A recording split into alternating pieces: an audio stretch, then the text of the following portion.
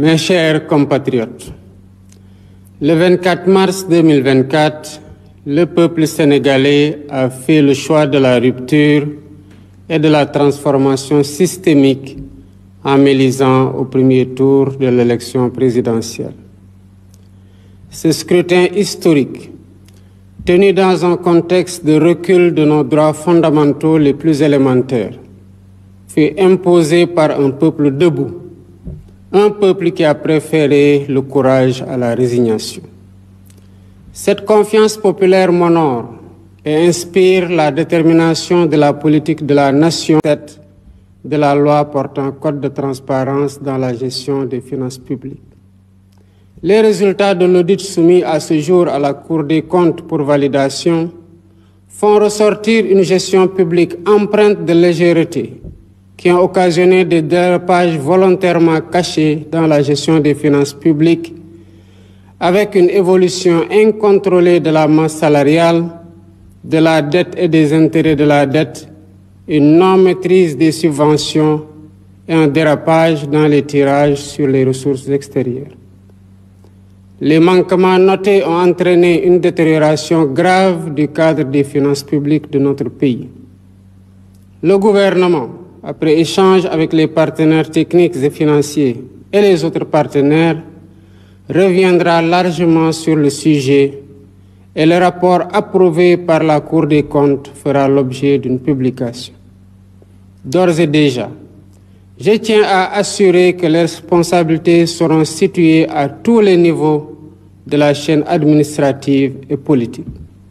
Mes chers compatriotes, mon serment devant Dieu et la nation d'honorer nos institutions et tremper du sang des Sénégalais tombés l'idéal national en bandoulière lors des nombreuses luttes pour notre démocratie. Malheureusement, la majorité parlementaire a décidé de ramer à contre-courant de la volonté du peuple sénégalais, pourtant clairement exprimée au soir du 24 mars 2024.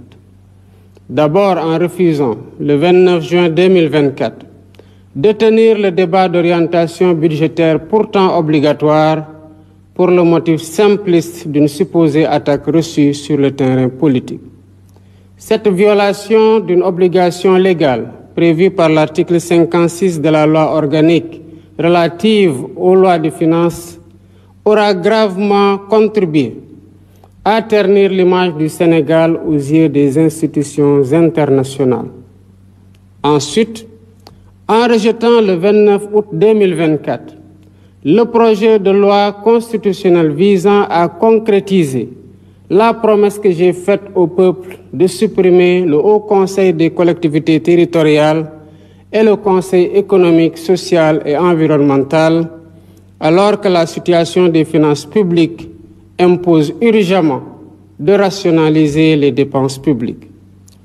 Enfin, en allant jusqu'à l'usurpation des prérogatives constitutionnelles du président de la République pour fixer une date pour la déclaration de politique générale en violation flagrante de l'article 84 de la Constitution et de l'article 97 de la loi organique portant règlement intérieur de l'Assemblée nationale, sans parler de la menace d'une motion de censure que cette majorité fait planer sur le gouvernement.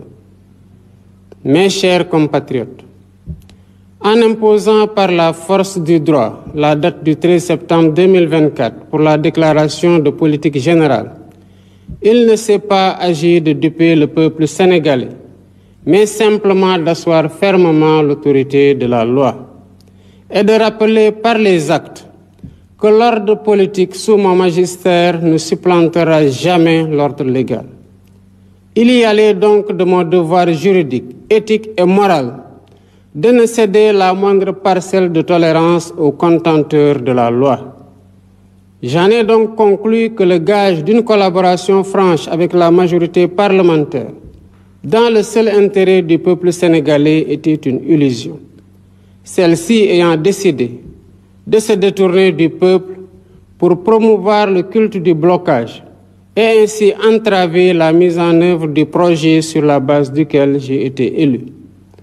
Voilà pourquoi, En vertu des pouvoirs qui me sont conférés par l'article 87 de la Constitution, et après avoir consulté le Conseil constitutionnel sur la bonne date, le Premier ministre et le Président de l'Assemblée nationale sur l'opportunité, je dissous l'Assemblée nationale. La date des élections législatives est ainsi fixée au dimanche 17 novembre 2024. Je dissous l'Assemblée nationale pour demander au peuple souverain les moyens institutionnels qui me permettront de donner corps à la transformation systémique que je leur ai promise. Aujourd'hui, plus que jamais, l'heure est venue d'ouvrir une nouvelle temporalité à notre quinquennat. L'article 3 de notre Constitution rappelle que la souveraineté nationale appartient au peuple. Ce faisant, le peuple est invité à reprendre ses titres d'habilitation et à décider souverainement si l'Assemblée nationale doit refléter les aspirations profondes de changement qui se sont exprimées au soir du 24 mars 2024 ou si elle doit demeurer encore le dernier avatar bloquant d'un régime déchu. En tout état de cause, le gouvernement garantit la bonne organisation des élections et l'expression libre et démocratique du choix du peuple et que le meilleur gagne. Vive la République, vive le Sénégal.